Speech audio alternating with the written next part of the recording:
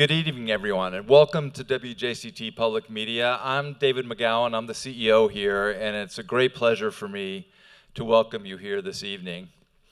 Forgive me a shameless plug for a short and shameless plug for some of the work that we do here. ADAPT was a project that we began back in 2019 as we felt an urgent need to provide this community with information related to sea level rise and other effects of climate change, and to convene the community conversation about what we were going to do about it. So this evening falls squarely into that mission. ADAPT now is part of an even more ambitious effort that we have here that we call Jacksonville Today.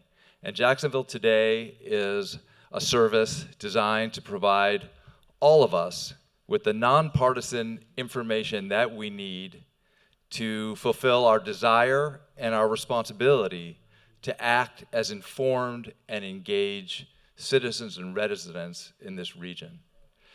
I hope that we have several Jacksonville Today subscribers this evening here. I suspect we do. And I invite, and indeed I'd like to use an even stronger word than invite, I'd really encourage you to sign up if you are not a subscriber to Jacksonville Today.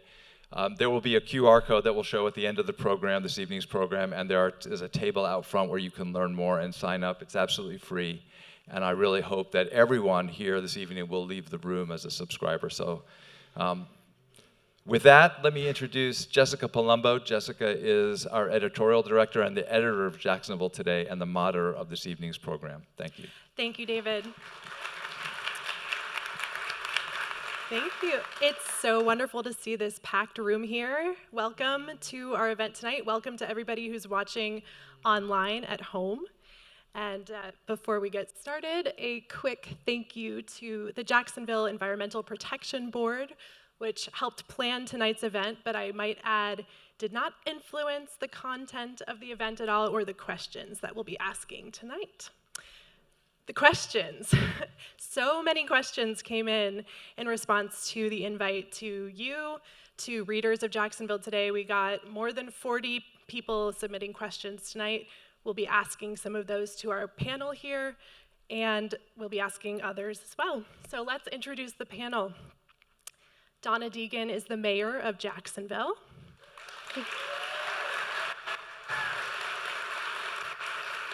We have Anne Coglianese, who is the Chief Resilience Officer of the City of Jacksonville.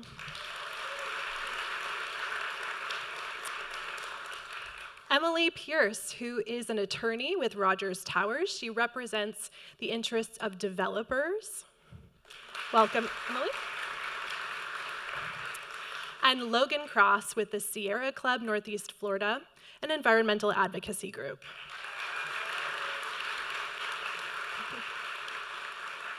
So before we get started, why is this conversation happening now?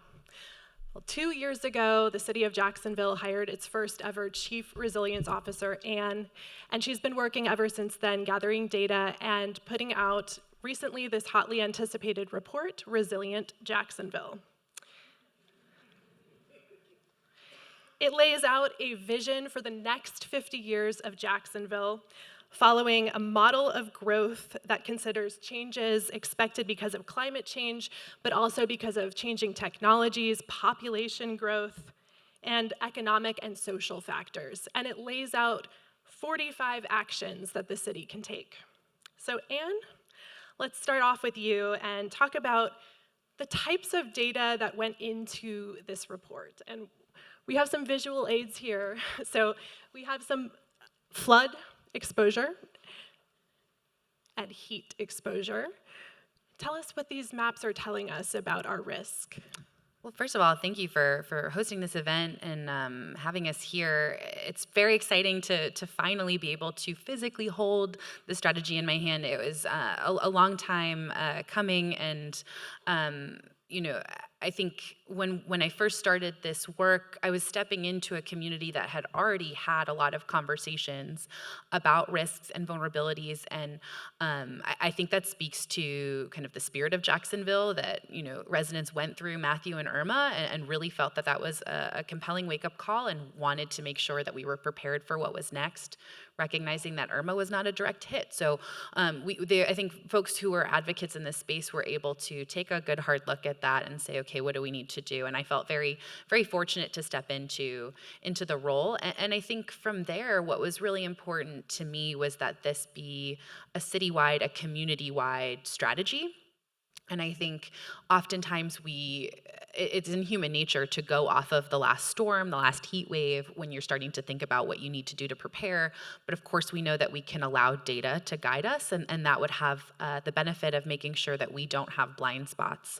And so this map that's up here, this flood exposure map, was really important for me, that we had a data layer that showed the entire county.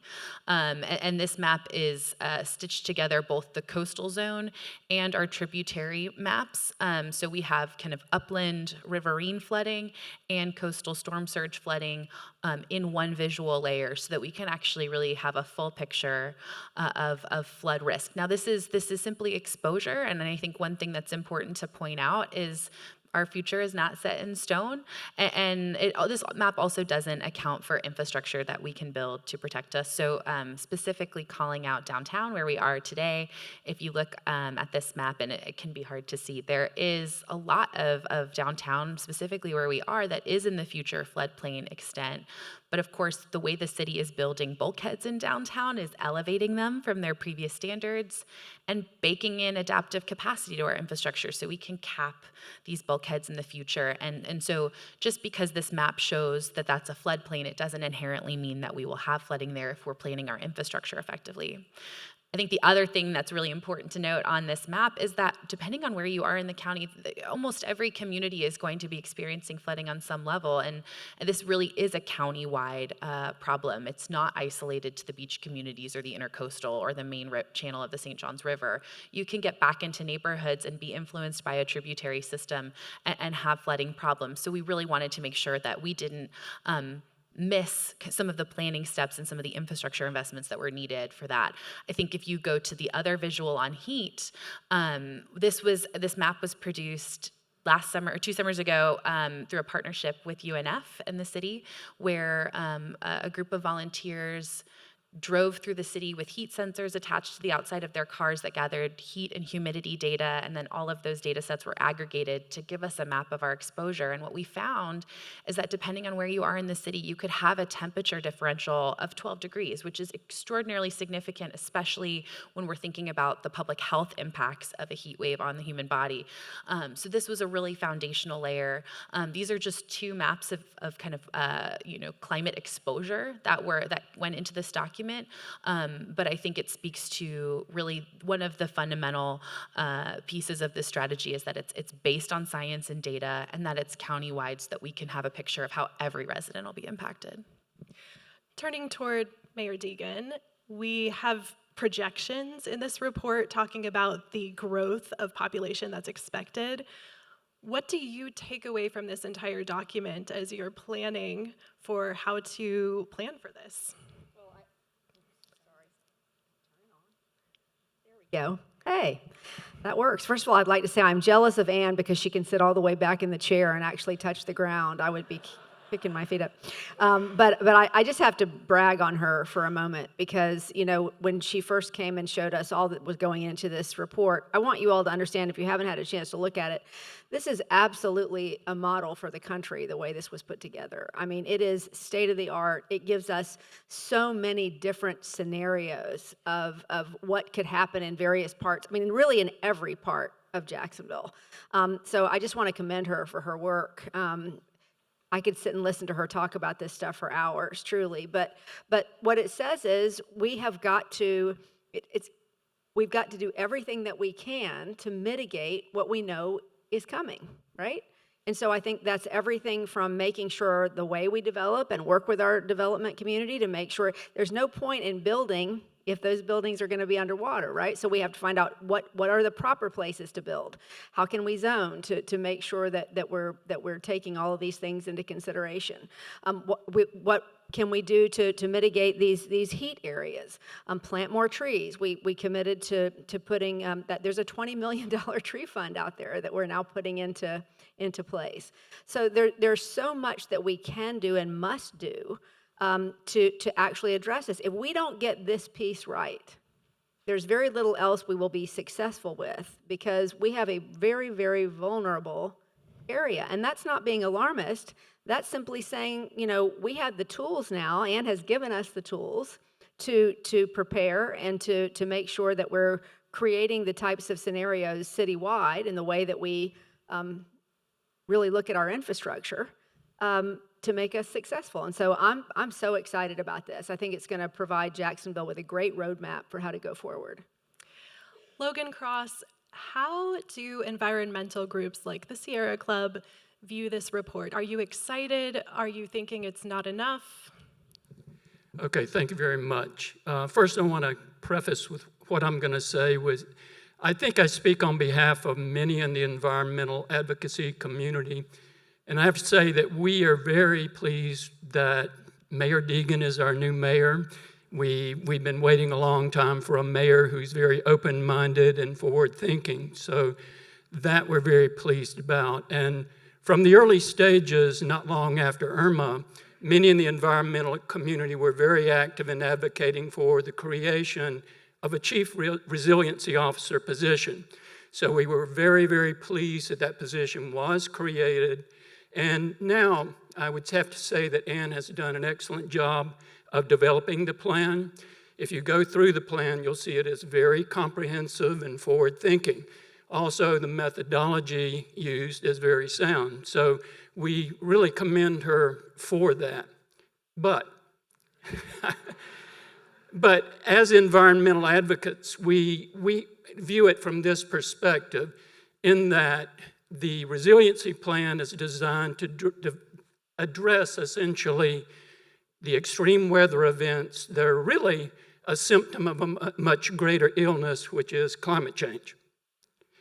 And that you have to have a resiliency plan, and I think this plan does a very good job of this, but we do think that it needs to be accompanied by some actions on the part of the city and other major entities within the city to reduce carbon emissions. First, acknowledge that we've got a problem and address the carbon emissions.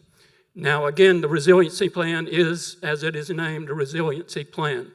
And the resiliency plan does include in it a stipulation that a regional climate action plan will be developed. Our concern with that is it's a regional plan, not a Jacksonville plan. And the plan may take as many as 1 to 2 years to develop. And the urgency of climate change calls for immediate action. And it's our hope that our city will now embrace this whole idea of addressing climate change and take some very substantive steps. We think that there's some that can be done. We don't have to wait 2 years for a plan to be developed. That's Logan, you're not the only one to raise that point. We heard from a few readers who asked similar questions. So they perceive this plan as being an acceptance of the inevitable, adapting. What about trying to prevent the worst effects of climate change and doing some mitigation? So I'd like to let Anne and the mayor respond to that. Yeah, I think I frankly don't disagree with you. I think we can have a very sound resilient strategy on one hand, and then also make sure that we're being good stewards of kind of our global community and making sure that we're limiting our contributions to global greenhouse gas emissions. And if I could put 2 members of our audience on the spot very briefly, Mayor Deegan has brought on Ashante Green as the sustainability manager. If Ashante, you're willing to stand up. Woohoo! So Shante will be leading a lot of that work for the city. I also want to call out Judy Holm, who's a recent Fuse Fellow to join the city. Judy is helping us with that regional climate action plan. And Logan, I think, your point that a plan can take 1 to 2 years, I think one of the reasons we are doing that is because it gives us, it's part of this EPA program that'll give us access to $4.6 billion in competitive funding that we can then use to build projects. That doesn't, however, mean that we can't be building projects while we're going through that planning process. So I think it's a yes and I'm very excited that the mayor is supportive of this, that has brought on Ashante, that we've been able to tap into kind of philanthropic opportunities with Fuse to really bring that sustainability lens to the forefront. Well, thank you for stealing my thunder on Ashante.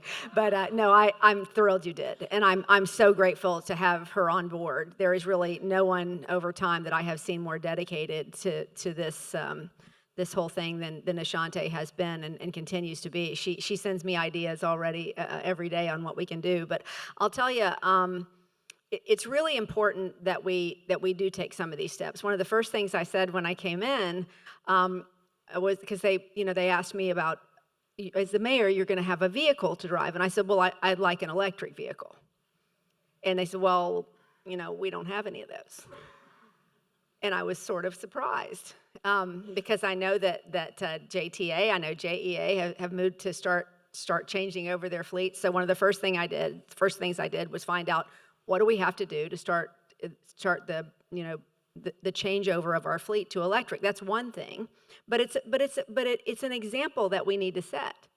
So it's really important that we start moving toward these things that would. And frankly, what you always have to do in these situations is make the business argument for why it makes sense. Data is always so important. And actually, I don't know. Have any of you read Sadiq Khan's new book, Breathe? Have you heard of that? He's the mayor of London. I met him when I was over in London. And he was telling me that he developed adult onset asthma because of London's absolutely horrible, filthy, diesel-laden air. But Anne will tell you all day long that the best way to make those arguments is with data. And if you can present an argument that is fueled with good data and one that shows business sense, we could save 35% if we simply changed over to an electric fleet in the city, which will take time. You have to do it step at a time. And that is, he has done some different things to try to mitigate the air in London. But what he did was, to a skeptical public, and there are still a lot of skeptical folks out there, he went out and he installed all these different monitors to show people the correlation between the pollution that was in the air and the sicknesses that were happening.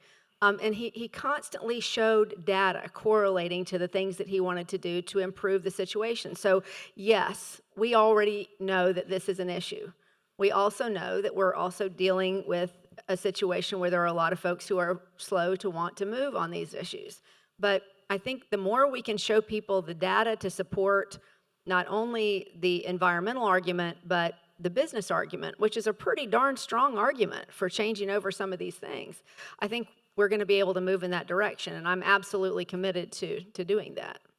Well, speaking of business, Emily, you represent developers in their concerns and matters before the Jacksonville City Council, like rezoning. And you've been involved in the process of creating this strategy for years. So can you tell us a little bit about your involvement with the city? Sure. I have been involved in this since...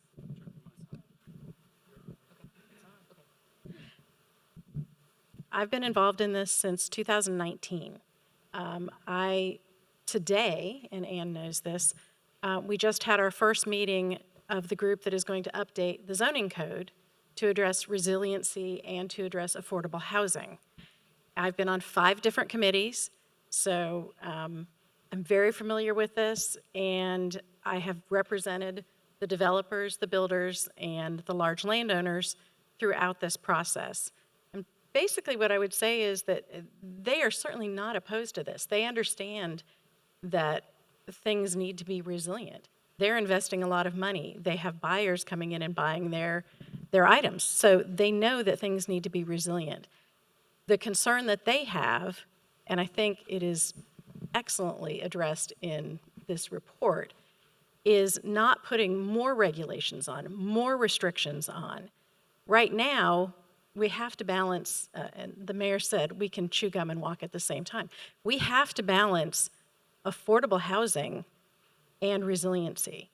And right now, we have 25% of the cost of a single-family unit is governmental regulations. So we've got to find a way to incentivize resiliency in a variety of different ways, and it is actually addressed in this, so that we can achieve both resilient development and also build affordable housing. Can you expound on that at all, the incentives versus regulation? What would developers like to see come out of that conversation? So, regulations are you can't build here, period, that's it. Or, something to that effect. We have families in the rural parts of the community who have large swaths of land. This report says we'd really prefer that you not build out there because those are great areas for water retention, which is absolutely true. But those families, a lot of times, that's their investment. That's their 401k. That is for their retirement, or that is for their children for their inheritance. So if you simply say, you can't build here, you've taken away money from somebody's pocket. So an idea is, one of the things that we talked about this morning in this meeting, is some sort of a transfer of development rights, where they have a right to certain building on their site. It is essentially a fungible right. It can be transferred to something, say, in the urban core or in the suburban area. They get paid for it. You get higher, maybe density, intensity, height, because you've been able to carry these rights over. It's a win-win. You get better housing, and you get usually some sort of a conservation over the property. So we have this great chance right now to rework our zoning code to be beneficial in all ways. And I will say, I think that what we're looking at with land development regulations, and I take, I think the term regulation can often be misinterpreted, and it often is thought about as regulatory mandates. You can't do this, you must do this. And I think we often forget that there are regulatory incentives. Incentive-based regulation can be one of the best ways that we can really shift our risk. And this idea of, if we are identifying, and we do in this document, areas that are profoundly high risk, we're also identifying areas that are incredibly low risk, and we're overlaying existing infrastructure there. Where do we already have JEA facilities built out that can accommodate more density? And how do we make it attractive to build high density in low risk areas? And that's one of the kind of foundational concepts we have in this document, is we need to start growing more resiliently. And I know we had a bit of a doom and gloom slide up a little earlier, and if I could just explain it to folks, one of the things we did in this document was play out what does the next 50 years of development look like, and can we play with a couple different scenarios and start to put numbers behind different outcomes so that we can start having a conversation about what we're comfortable with. And the baseline that we looked at is this future without action. If we allow development over the next 50 years to look very much like it has over the last 20 years, what we found is, in that scenario, we would have likely 3 times as many people living in areas highly vulnerable to flooding, 2.5 times as many assets vulnerable to flooding, and 1.5 times as many residents vulnerable to extreme heat. So that can be our baseline to have conversations, whether it's in the Land Development Committee or in other legislative processes and policy conversations across the city. We can start to talk about, is this acceptable to us? And I think we are in such a good position as compared to most other cities in the US, because we do have so much open, undeveloped space. Roughly 40% of the city is currently built out, and of the remaining 60%, we do know that there are critical wetlands and ecosystems that we want to preserve, but how can we think about how some of that greenfield development can come online in a smart and safe and resilient way? And so there's a lot of actions in this document that really speak to how we can do that growth in a smart way. Taking some questions, or turning to some questions from readers. This one comes from Jim L. What can a single individual do to make an impact on protecting Jacksonville for future generations? So this report is about big institutional actions. Are there any individual actions? And let's start with Logan on this one. Yes, I mean, there are things that you could do on a personal level, one of the things is you can do is you can start being a little more engaged in the community, monitoring what's going on, voicing your opinion if you have values, if it's something that you really value, the environment, or trying to stem things like climate change. It's really the time that you got out and got involved. Now, whatever organization that happens to be in, or just going to meetings as an concerned individual. A lot of times there are meetings that have bearing on a lot of things that will impact the environment. So go to some of those meetings and get involved in some way and engage in some way.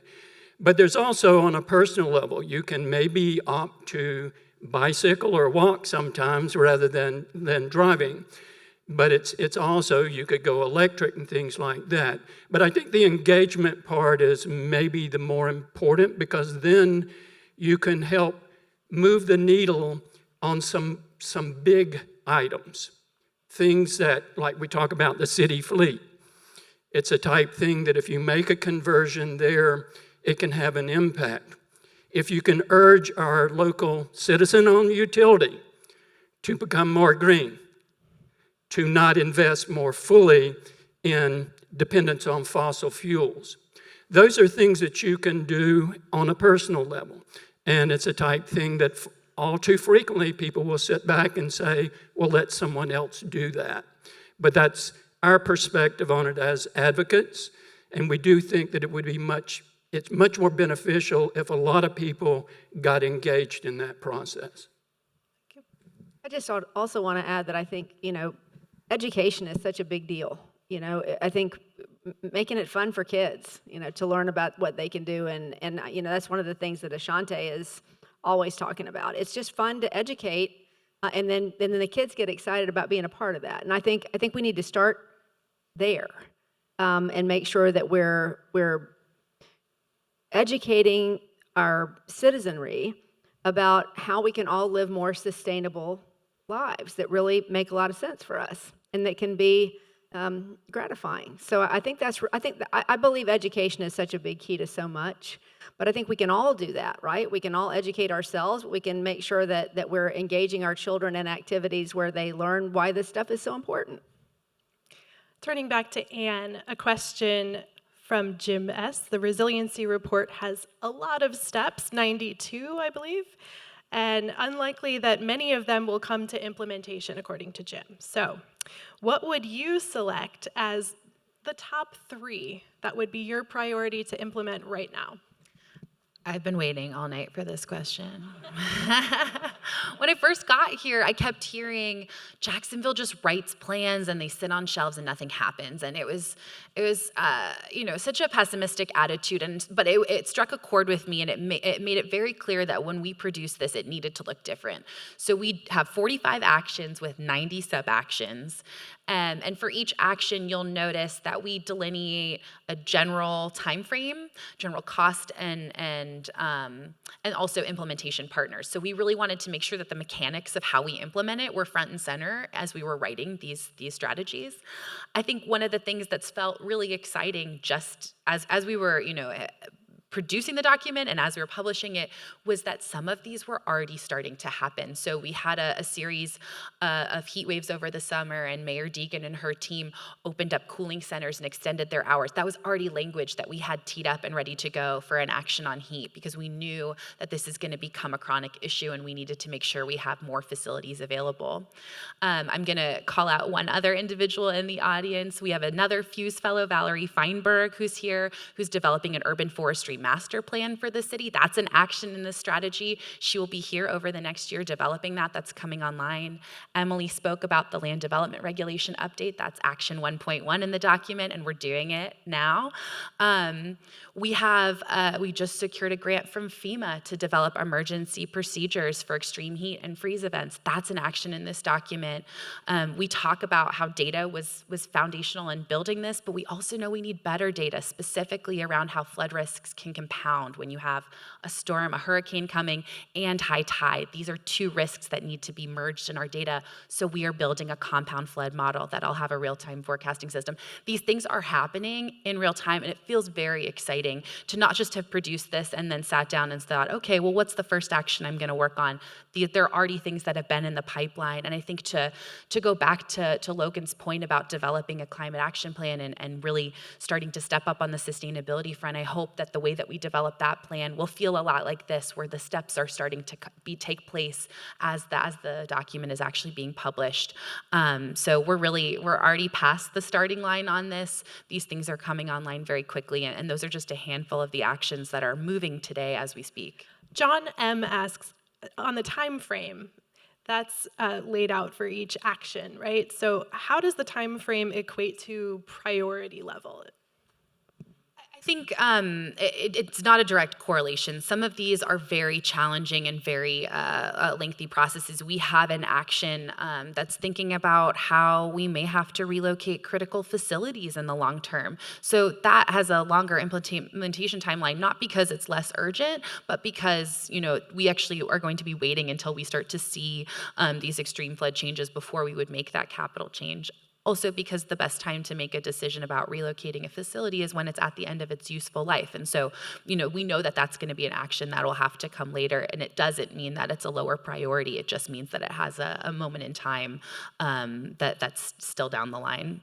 And I also think, some of these issues are very complex. And so there is also a layer of complexity that feeds into just how realistic we can be and when it comes online.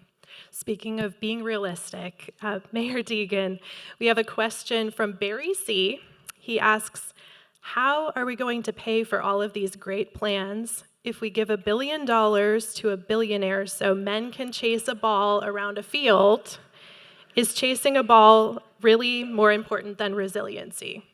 Of course not. But as was mentioned earlier, in a great city, you can walk and chew gum at the same time. We have a growing city. More than 100 people are moving into our city every day. Those people are paying property taxes. They're spending money in our community. We certainly have to prioritize things. But as I said earlier, if you take a look at return on investment, if we actually invest in these sustainability measures, if we actually invest in resilience, the return on that is exponential. And that's why I said, we were up in DC the last couple of days trying to make the arguments to all the folks up there about things that we need in terms of energy and things that we need in terms of affordable housing and the Emerald Trail and such. What I said to them was, what I really need is the data points to be able to take back of what is the return on investment. And they said, oh, well, gosh, we have that, and it's this, and a whole list of what happens when you actually invest in these technologies. So we're really going to be getting more of a bang for our buck if we'll really just move forward with these things. So you have to look, part of leading is to look out.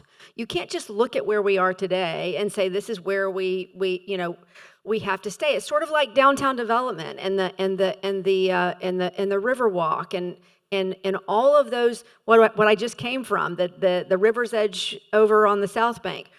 All of those investments will provide the revenue that will allow us to invest in other things.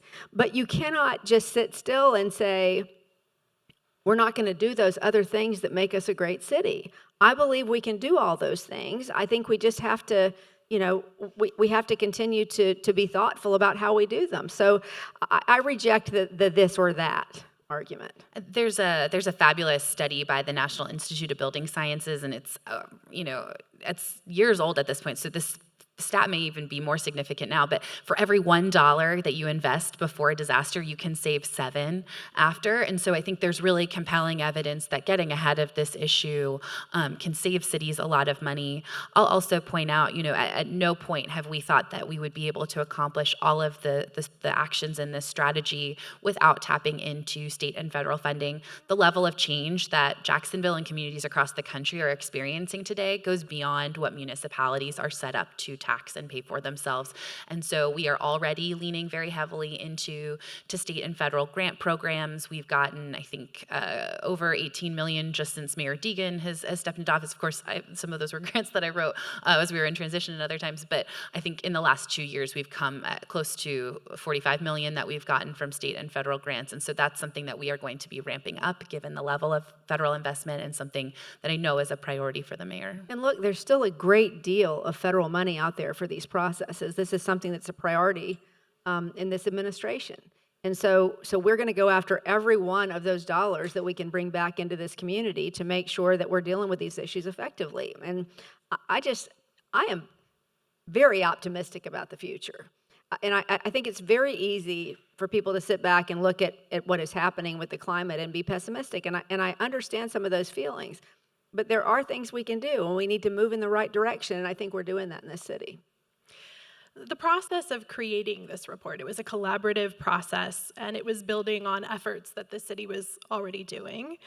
And now that it's out, who else needs to be involved in implementing these actions, and who needs to be brought to the table who's not already?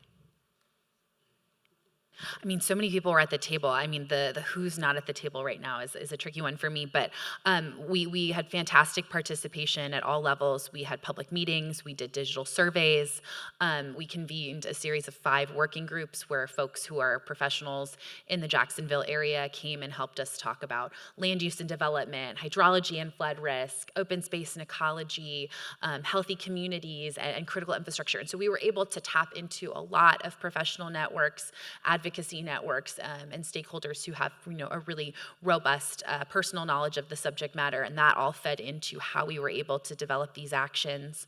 You'll also notice if you go to the website and you pull up the strategy, at the end of the document, we do have a kind of a matrix page where we're able to show for each action who's tagged as kind of the lead implementer or supporting player. There are some of these actions that absolutely have to be led by the city. In so many ways, this work is designed to take the burden of being resilient off of the individual and instead put it on city systems. So we have to be in the driver's seat on a lot of these. But there are also ways in which I think we are able to play a supporting role to other key entities. Specifically thinking about our independent authorities, making sure that we're sharing the data that we have today, the better data that we're getting through the compound flood model, and making sure it's actionable for them to make their capital decisions off of the same risk and data points. And so all of that is really listed. We make sure that we talk about nonprofit partners, people who are trusted members of the community that can help us interface on these different issues. So I do think it's not just going to be a whole of government approach to implementing it, it's going to really need to be a whole community. I agree with that completely. And in fact, when we went up to DC a couple of days ago, I'm going to brag on the whole process for the Emerald Trail for a moment, which is going to be transformational in so many ways in this space. You have Groundwork Jacksonville, nonprofit, raising millions and millions of dollars privately. You have the city, which is invested through the gas tax and other things.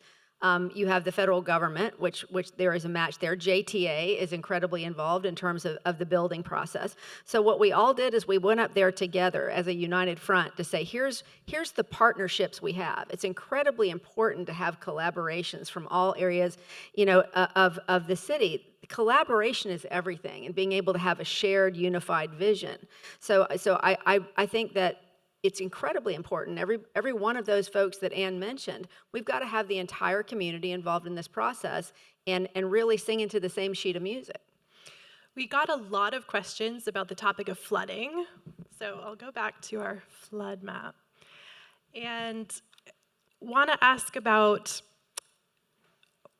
strategies like the pump stations. There's one going in San Marco right now. Is that something that the city is looking at doing more of? And what other strategies are we prioritizing here? It's a great question, and we get it a lot. I think one of the challenges, because Jacksonville has so many exposure points to flooding, we actually have 5 different types of flooding that we experience. We have storm surge, tidal fluctuations from kind of the 2 coastal layers. We have 2 different rainfall types of flooding. We get storm surge that collects on the street and sidewalk. We also get riverine flooding from rainfall where our tributaries fill up and overflow their banks and can cause damage. And then we have this fifth category of compound flooding, where 2 or more of those are happening simultaneously, and it's the most common type of flooding that we deal with. And the thing is that our infrastructure response needs to be tailored to the conditions that we see. So a pump station is a really fantastic solution when you have an area that is shaped like a bowl. It will not drain unless you mechanically pump it out and over a boundary of a basin. There are very few areas of the city that are truly that basin's shape. It's also one of the most expensive and finicky solutions that we can put in place. I came to this role from New Orleans, which is a city that's entirely run on mechanically drained pumps. They break, they are expensive. It is not going to be a solution that we want to see everywhere, especially because it works against our natural environment. Just across the river in Riverside, we also see localized flooding, but unlike San Marco, the farther you get back from the river, you don't actually get lower in elevation like a bowl, you get a little bit higher. And so what we have a problem with there is when high tides rise, we have tidal flaps that close, and therefore all of the rain that falls in Riverside can't get out to the river. And so then it backs up and starts to flood cars and homes, and that's a problem. But it's a different problem than we see in San Marco. And in that case, yes, you could solve the problem by putting a pump station and just pumping out the water as it drains, but another opportunity that we have is really capturing that rainwater higher in the watershed through green infrastructures and park improvements, and that can improve quality of life for residents throughout that neighborhood and slow the flow of water as it gets downhill and alleviate that. So what we're doing through our compound flood model is also having a decision support tool attached to it that will allow us to weigh the pros and cons and the effectiveness of different infrastructure solutions. So we can say, what does a pump station look like as compared to 20 green infrastructure solutions all working together?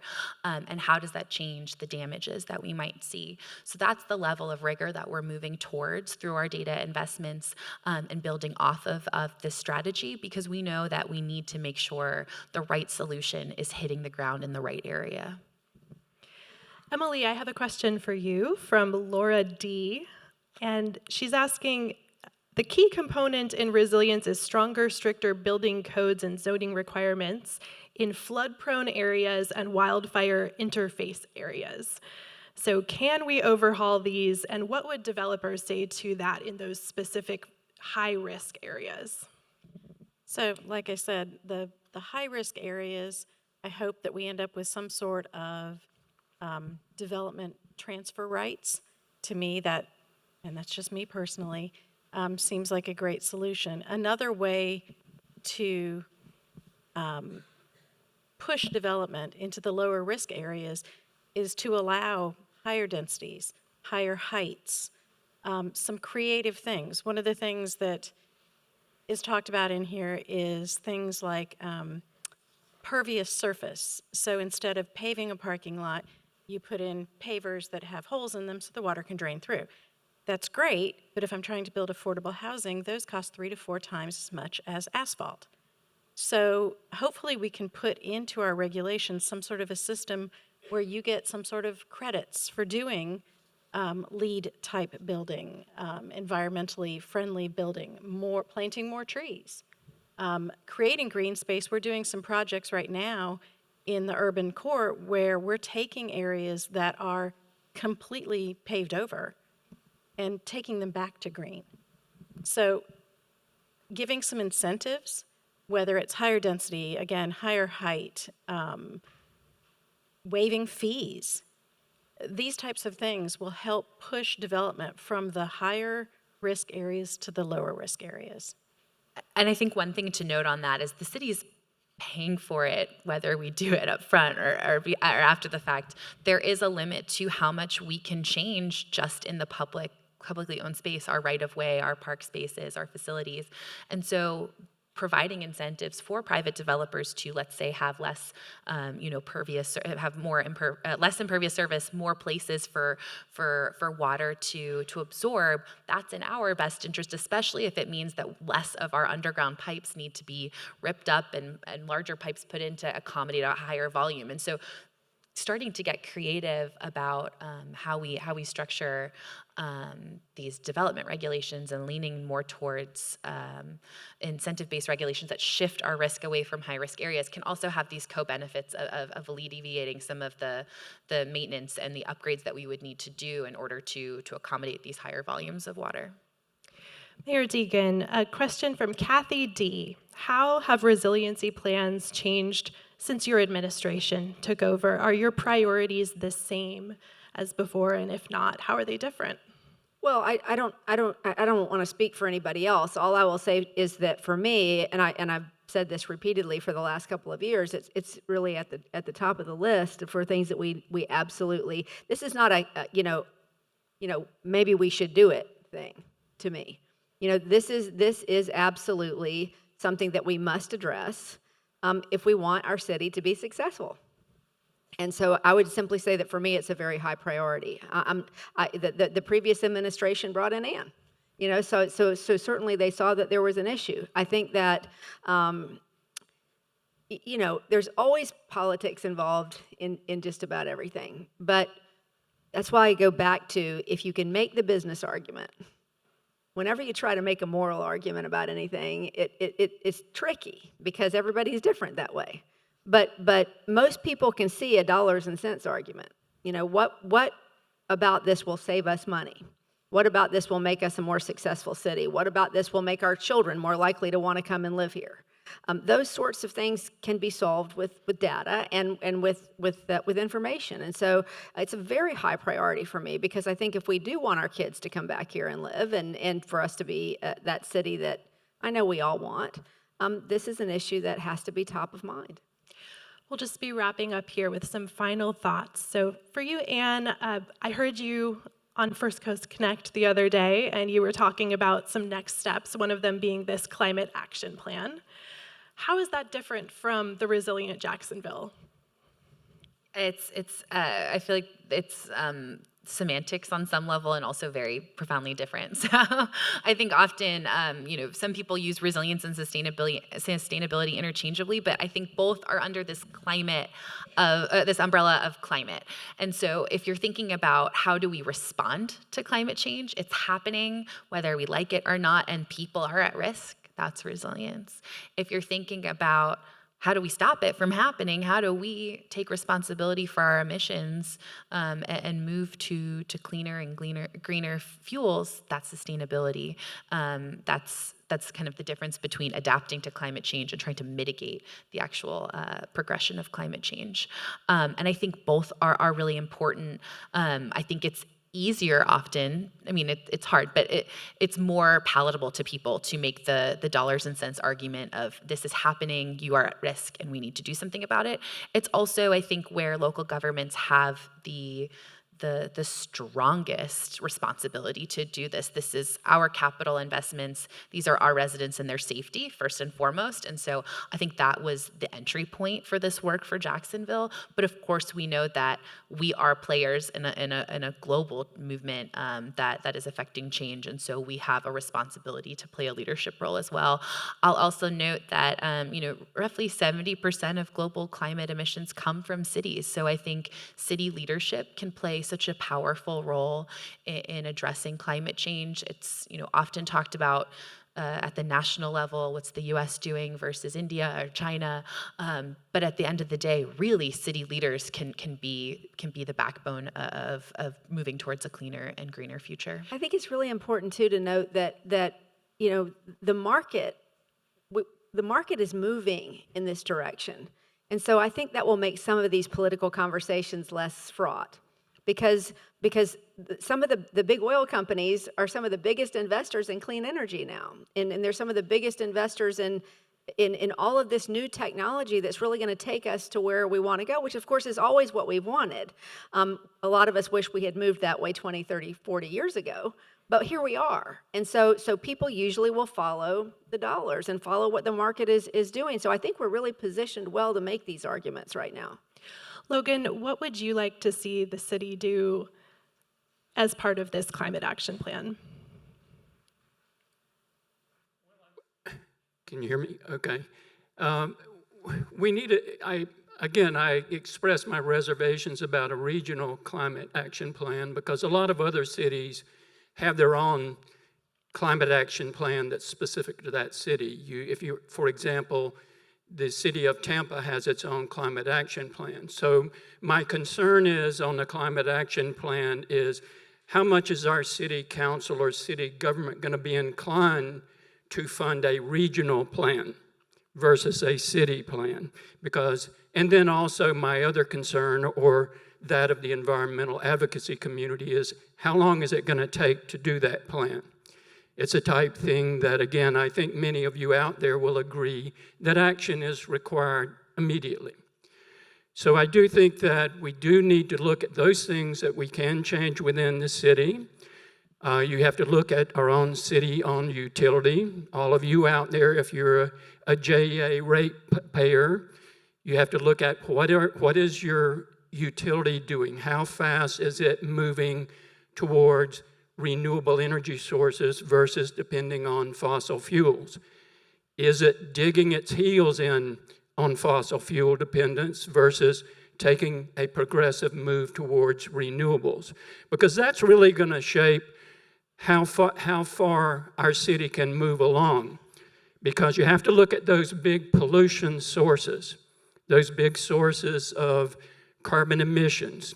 Those have to do with fleets, automobile fleets, and those are type things. You have to look at your utility, which probably accounts for, outside of automobiles, accounts for the bulk of greenhouse gas emissions in this region. So these are the things that you as citizens, as owners of the utility, of owners of the city government, taxpayers, look at these big sources. And one of the things that we really want is our city to do as other cities have done, to decide to do its part. Within the state of Florida, there are 13 other cities that have already committed to operate on 100% renewable energy by 2050. Outside of Florida, there are many cities nationwide that have made that commitment. We would like to see Jacksonville make that commitment as well. And then you've got to, and once you make that commitment, then you've got to do the heavy lifting to get there. And let me make one other point. One of the things that you have to, a lot of people initially or all the time equate going green as raising your taxes or costing you more. That used to be true. 10 years ago, that was a very true comment, but it's no longer true. And I think that Mayor Deegan touched on this earlier by saying the market is going in that direction and we need to be positioned to act on it. Before you respond to that, Mayor, I want us to end with you, Mayor Deegan, and responding to a reader who says, I'm concerned that this is going to be all talk and no action.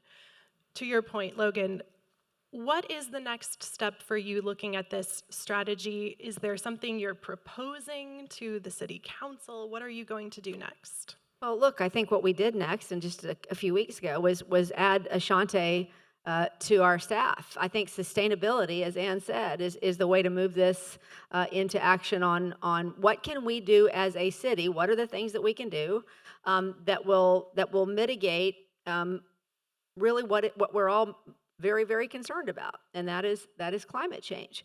So we are moving in that direction. We are, as I said, we're already working to plant trees. When you're talking about environmental justice, a lot of those areas that are hotter are areas that are economically disadvantaged, that have been ignored for a long time. We're doing that right now.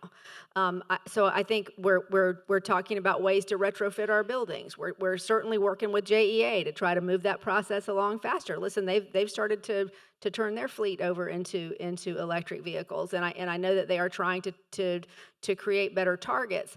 The problem is, when you start back here, it's hard to accelerate here at a pace that obviously a lot of us want to see. But we are absolutely taking steps in that direction, and I think most importantly, we are lifting this issue and doing our best to educate the community about this issue so people understand and will be with us when we say we want to spend dollars on this. So I think we're moving pretty quickly in the 110, 20 days that I've been in office in that direction. Thank you so much, Mayor Deegan, and the rest of our panel.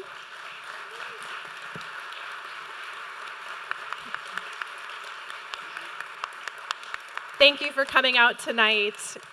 If you have not already, I encourage you to sign up for our newsletter, Jacksonville Today. It's at jaxtoday.org. You can scan that QR code and get signed up right now. And please complete the survey that's on your seat and hand it back to any of our staff before you leave. Thank you so much.